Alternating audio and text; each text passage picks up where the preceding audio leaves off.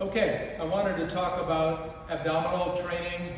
It's summer, everybody wants a six-pack, so I wanted to talk a little bit about how I see core, abdominal, and if you want a great looking torso, what do you need to do? So the first thing is you have to understand the concept of leverage, and that's why I have this. So if somebody was on this bench doing an abdominal exercise and they were laying on their back and they had really short legs and they were bringing their legs up in a leg lift like this, then the end of the pole is very short to where their abdominals would be. If someone was very tall and had really long legs, the lever would be all the way out to here. So you can see what's happening.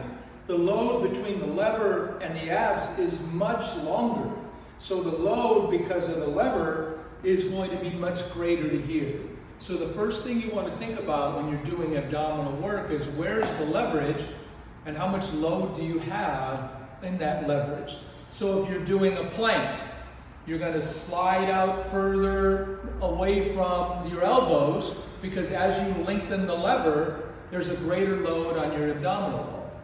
So these are the things that you want to think about. The other thing you want to think about when you're doing abs, most people don't realize that when they're doing an ab exercise, let's just say someone is doing a knee tuck to here, the hip flexor does most of the work until you get to about here. Once I get past 90 degrees, then my abdominal cavity is starting to pick up the slack and do the lift from that point on. So you have to be careful that you're not just working hip flexors.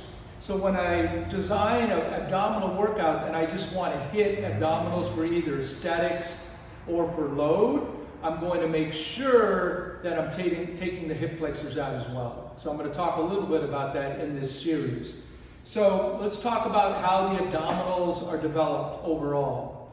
If you look at me from the side, if I put my shirt like this and I vacuum in my stomach, so I'm trying to take my belly button, you can see that, all the way to my spine. That's what they call the transverse abdominis. And the transverse abdominis is the whole abdominal muscle. People think, oh, I got lower abs, upper abs. It's really one muscle, but different levers will hit different parts and different parts of the muscle take more of the load. So you can't necessarily say, well, I'm hitting my lower abs, but the emphasis will be lower, or the emphasis will be higher.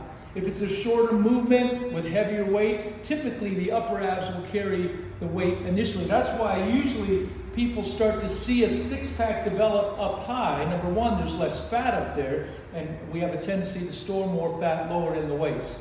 So you want to think, first of all, the interesting thing about abs is I can't shrink this way. I can't lower the sides because I got bones right here in my hips and my pelvis.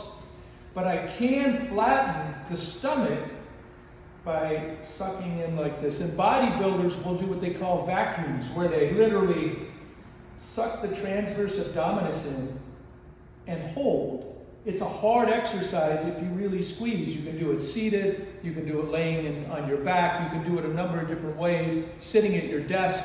So you could do this exercise all day long and you would get a flatter stomach. I use it with a lot of women after pregnancy because it allows them to get that transverse abdominis is what is overstretched during pregnancy and has to stretch in order to accommodate the child. So by this movement here, we can flatten the stomach in this direction, but not this direction, okay? The next thing obviously is diet and how a diet incorporates into it. So I'm gonna have a series of different abdominal videos. And the next thing I'm going to do, now you have an idea of leverage, transverse abdominis, upper abdominal, transverse, lower abdominal, transverse. And I'm not going to spend that much time on the obliques and the rotation in this series.